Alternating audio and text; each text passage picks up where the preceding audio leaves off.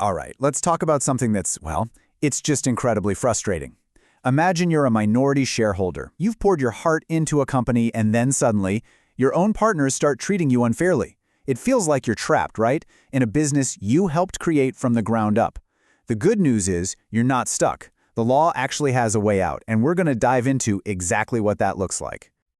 So, have you ever felt that? You helped build a business from scratch, and all of a sudden you're just cut out. You're not in the meetings anymore. Maybe the dividends stop coming. You're basically being pushed to the side.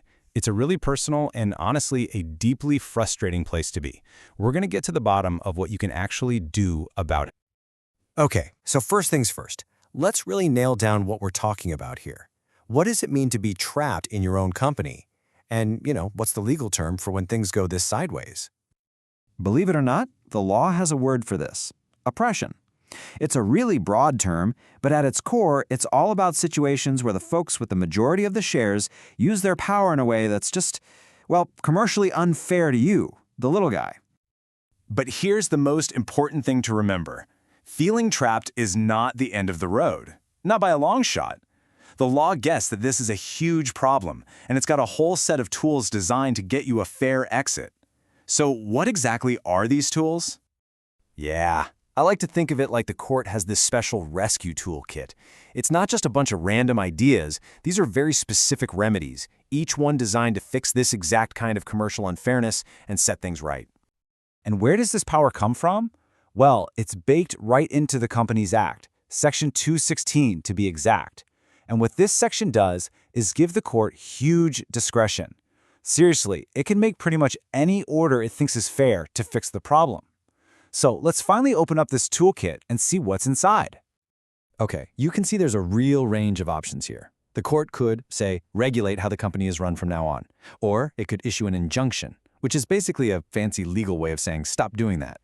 But really, pay attention to the last two, because these are the big ones. The absolute most common solution is ordering a buyout. They make the company buy your shares. And then you've got the nuclear option, completely winding up the company. And this chart right here, it just perfectly explains why the buyout is the go-to option. Look, the whole point is to get you, the minority shareholder, out fairly, while keeping the business alive. Winding up does the exact opposite. It just torches the whole company. It is absolutely a last resort. You only see it when things are in total deadlock and a buyout just isn't going to work because, let's be honest, it often tanks the value for everybody involved. All right, so if a buyout is the main event, that leads us to the million-dollar question, literally. How in the world does a court figure out what your shares are actually worth? And this, my friends, is where that word fairness becomes absolutely critical. And this quote really says it all. The court isn't just plugging numbers into a spreadsheet. Its main goal is to land on a price that is fair and just for this specific situation. Usually, that means valuing the company as a healthy, ongoing business, and they'll bring in an independent expert to crunch the numbers. Now, one of the biggest fights in these valuation battles is over something called a minority discount. The argument goes something like this: since your minority shares don't give you control of the company, they're not worth their full slice of the pie value. But think about it. Is that really fair when you've been pushed out?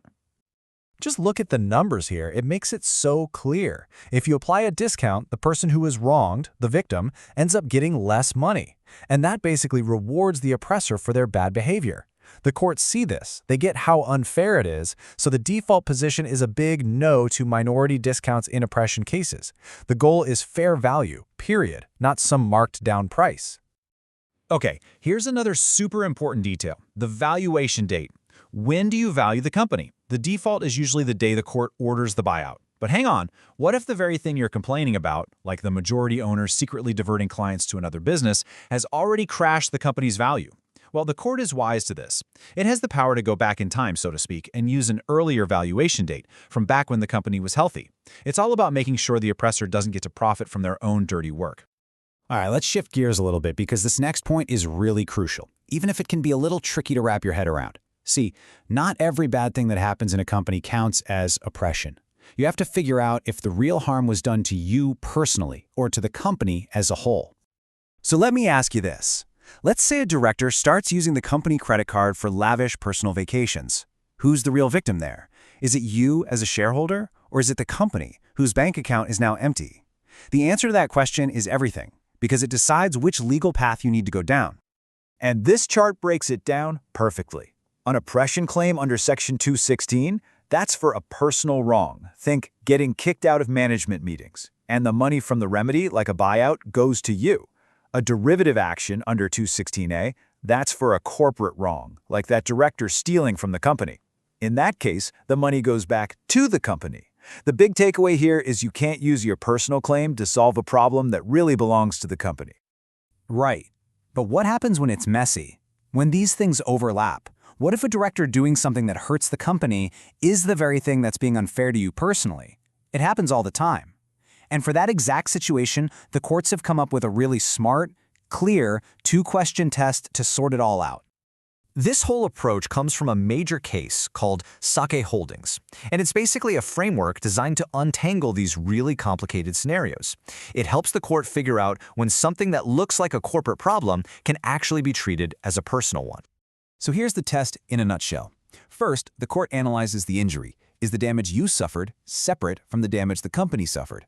For example, if bad management hurts profits, that hurts everyone. But if that bad management was actually a scheme specifically designed to water down your shareholding, now that's a personal injury. Then, second, the court analyzes the remedy. Is the thing you really need a buyout of your shares? Because you can only get that with a personal claim. If you can say yes to both of those questions, then an oppression claim is probably the way to go. So, when you boil it all down, this whole legal system is built around one single idea: fairness, getting you a clean break and fair compensation. But it does leave you with one final question to chew on, doesn't it?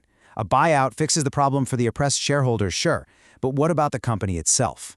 It just carries on, now completely controlled by the very people who acted unfairly in the first place. It's a powerful thought, right? The law can give you an exit, but the story of that business, well, that story just keeps on going.